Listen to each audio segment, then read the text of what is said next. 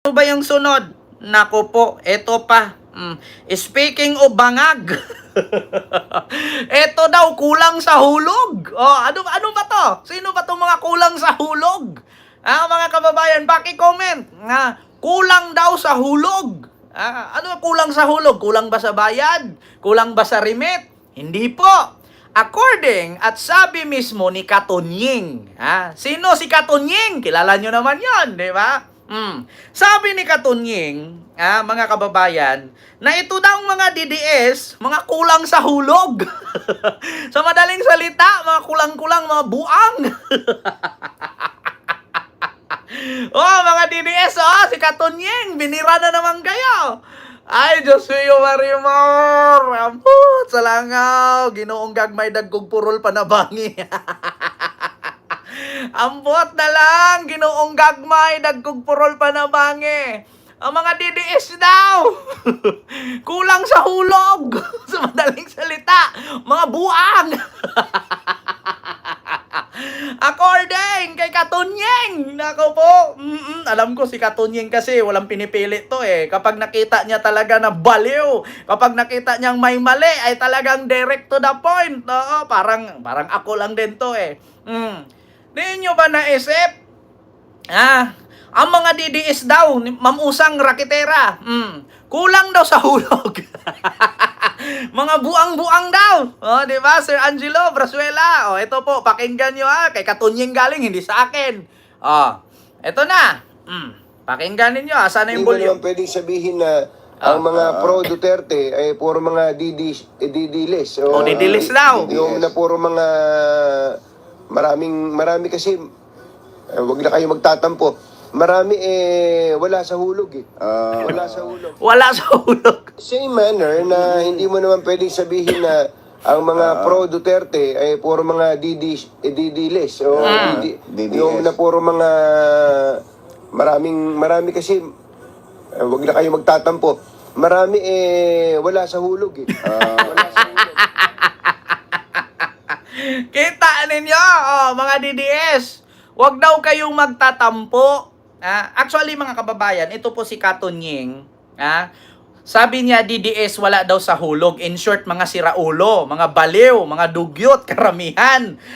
DDS, definition, bopols at tanga. Hindi po, ang definition ng DDS, uto-uto, tanga-tanga, pangit, inutil, hampas lupa, mahihirap ang lahi, at mga bobo. Yan po yon. Iba naman ang definition ni Katunying, wala sa hulog o kulang sa hulog. Malakas ang tama. May saltek. Di ba? Kita ninyo mga DDS. Alam nyo mga kababayan, baka magtanong po kayo, bakit nasabi ni Katunying yan? Nasabi po niya yan, simula po nung i-bash ito ng mga DDS, itong si Vice Ganda. Sabi nga ni Vice Ganda, mga kababayan, nakita daw niya sa comment section ng kanyang post na marami daw nang babasa kanya at mga negative at mga hurtful comment. Sabi naman ni Vice, alam nyo naman na hindi ko pinapatulan yung ganyan. Kasi ang sabi ni Vice, saka na lang kayo mangbas sa akin, kung 500,000 ang sinasahod ninyo buwan-buwan. Diba? Kung hindi daw 500,000 ang sinasahod ninyo buwan-buwan, huwag nyo daw iba si Vice. Nako po.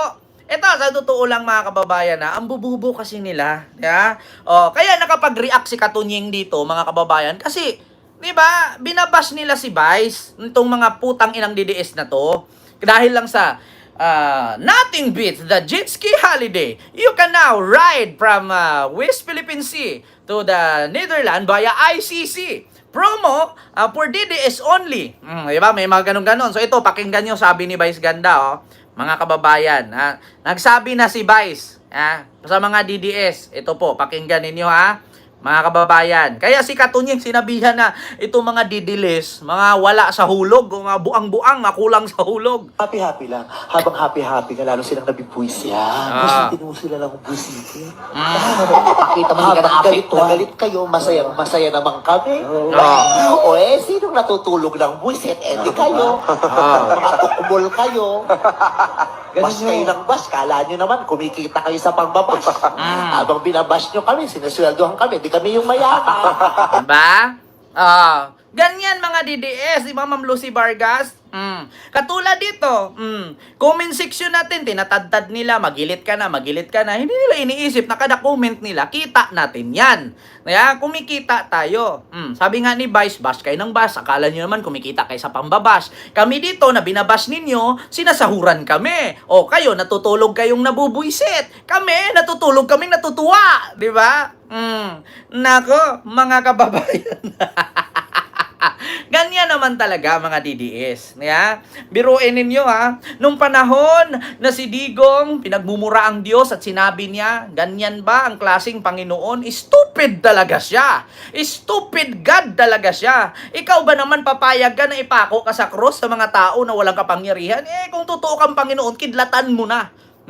Sabi ni Digong, tuwang-tuwa mga DDS. Yay! Putang ina, DDS, ya. Tuwang-tuwa sila, pumapalakpak sila, sang-ayon sila, kasi joke lang daw yun. Joke lang daw yun. Ang pagmura ni Digong at pagsabi ni Digong na stupid ang God. Joke lang daw yun, kaya naintindihan nila, kaya hindi sila nagagalit. Pero nung si Vice Ganda, gino-joke lang din sa show, ang pagsabi ni Digong na pupunta ng West Philippine Sea, magsakay ng jet ski at pangtabugin niya yung mga Chinese na nang haharas doon sa mga mangingisda. Hindi naman tinuloy, binalik lang ni Vice. Tapos ngayon, nakikita naman po natin na si Digong ay nandun sa dahig, nagagalit sila kasi inuunsulto daw. Sabi nga ni Harry Roque, Vice, andun na si Pangulong Duterte, nakakulong na, nakadapa na sa sahig, tapos sisipain mo pa, mamamatay na nga doon sa loob. Sabi ni Roque, mamamatay na nga dun sa loob. Ano bang ikinagalit mo kay PRRD? Bakit ganyan ka na lang? Hindi naman galit ni Vice yun It's part of freedom of speech. It's part of, tawag dito, joke yun, di ba? At least yung kay Vice, yung mga joke lang din ni Digong yun. Hindi naman si Vice doon nagmura ng Panginoon. Ito, kaya nasabihan kay ni Katunying na mga kulang wala kayo sa tulog o hulog. Di ba? Ito mga kababayan, tignan ninyo. Si Digong, ito Digong, stupid God. Pakinggan ninyo ang sinabi ni Digong. Who is this stupid God? Stupido talaga itong putang akong ganun. Ma'am Parisiana, maraming salamat sa yung 5 euro super sticker. Thank you so much po. Stupid talaga siya kung ganun. Stupid ang Panginoon. Anong reaction ninyo? Tanungin ko kayo, mga DDS. Sinabihan ni Digong na stupid ang Panginoon. Hindi kayo masasaktan. Hindi kayo magagalit. Tanungin ko kayo, mga DDS. Anong rason para ikatuwa ninyo na tawagin ni Digong na stupid ang Panginoon? Sige nga. Sige. Sumagot kayo. Anong rason na hindi ninyo ikagalit na tinawag ni Digong na stupid ang Panginoon? Stupid talaga siya. Like po tayo, mga kababayan. Pantay po natin yung like sa mga hindi pa nakapag-like. I-double tap nyo lang yung screen. Sige nga. Mga kababayan, tanungin ko kayo. Press 1 kung tama, press 2 kung hindi. Sinong hindi magagalit dito? Tawagin niyang stupid ang Panginoon. Press 1 kung tama, press 2 kung hindi. Ulitin natin.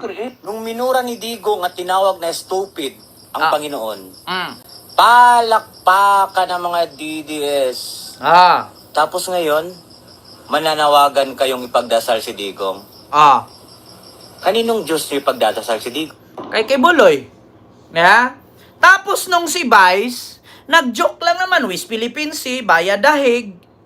Anong masakit dun? Anong kinakasama ng loob ninyo?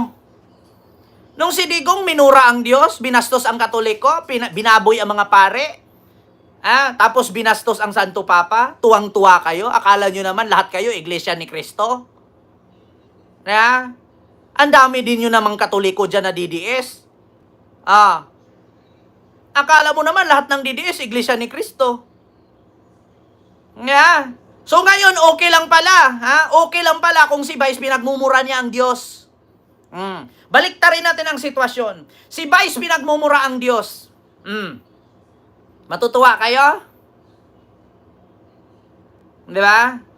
Si Vice, isipin ninyo. Kung si Vice pinagmumura niya ang Diyos doon sa show na yon, papalakpak kayo? At sabihin ni Vice, wow, si Jesus, asaan na kaya yung pako ni Jesus sa kamay? Antique na yon, mahal na yun pag ibenta. Kasi thousands of years na yun eh.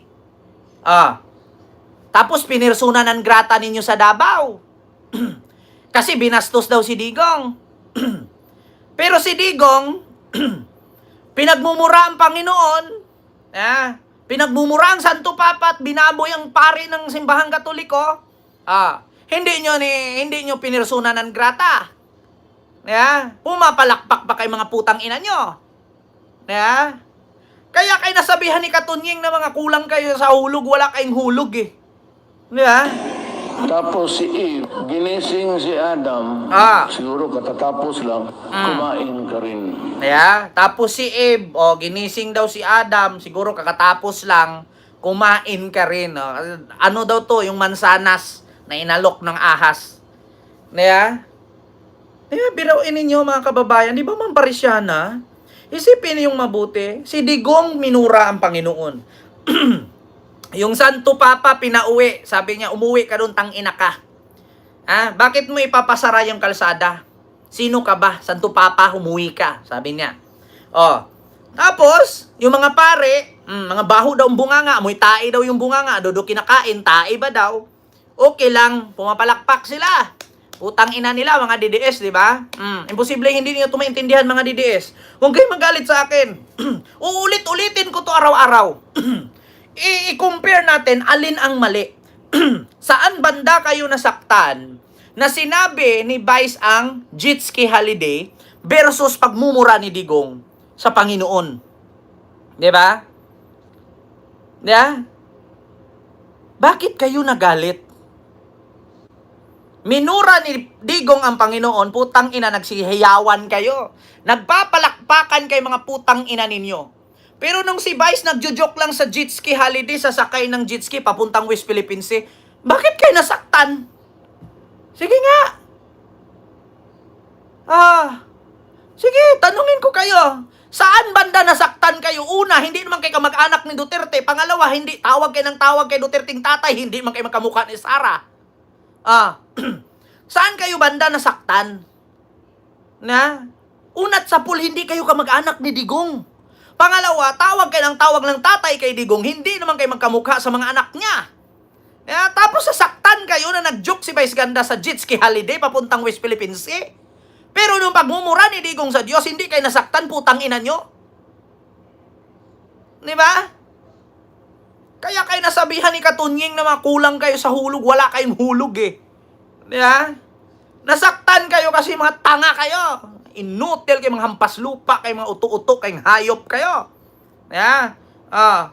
Challenge the Catholic Church. You are full of shit. Full of shit. At mabaho rin kayong lahat. Who is this stupid God? Stupido talaga itong putang kung ganun. Paano ka maka-concentrate na yun? Diyos mo pinako sa krus. Paano ka daw maliligtas kung ang Diyos mo pinako sa krus? Nakakawala ng bilib. Ako ang Diyos tapos ipako mo ako. Putang ina. Kikidlatan kita. Sabi niya yon. Sabi na sirado na ang Dewi. Sino dadating? Si Pope. Gusto ko tawagan na. Pope, putang ina ka, umuwi ka na. Diba? Sarado daw ang kalsada. Sinong dumating? Si Pope. Gusto kong tawagan, Pope, putang ina ka, umuwi ka na. Ba't mo isasara yung kalsada? Diba? Mga DDS, tanungin ko kayo. Ikakatuwa ninyo ito? Anong ginawa ni Pope Francis kay Digong? Anong ginawa ni Jesus kay Digong?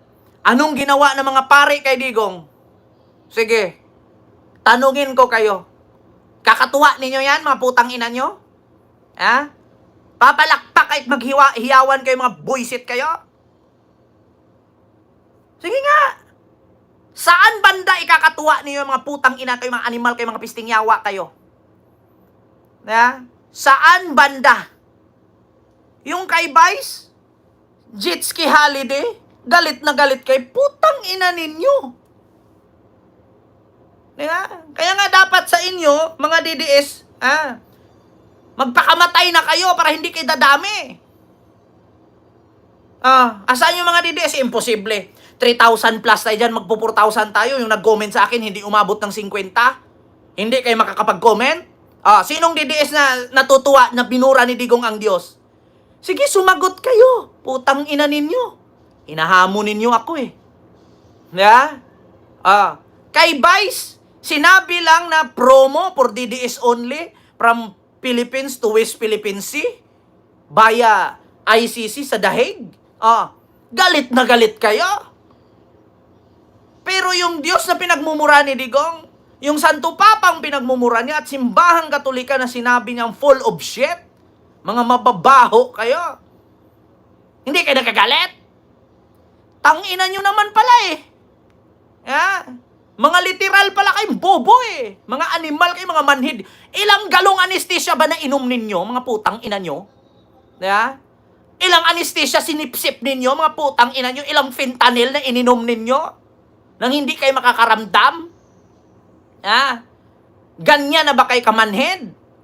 Ano yung mga ulo ninyo tinalian ng lastiko? Nagkukulay violet na hindi nyo na maramdaman na naipit na kayo? Diba? Pagkatapos si Digong pagmumurahin ng Panginoon, ng Santo Papa at ang Katoliko, binaboy niya. Tuwang-tuwa kayo? Anong nainom ninyo? Isang galong anesthesia? Mga tarantado kay mga pisting yawa kayo Yeah? Asan yung mga DDS? Ba't hindi kayo nag-comment mga putang ina nyo? Magugulat na lang ako dito. Yung DDS, naging BBM bigla yan eh. Di ba?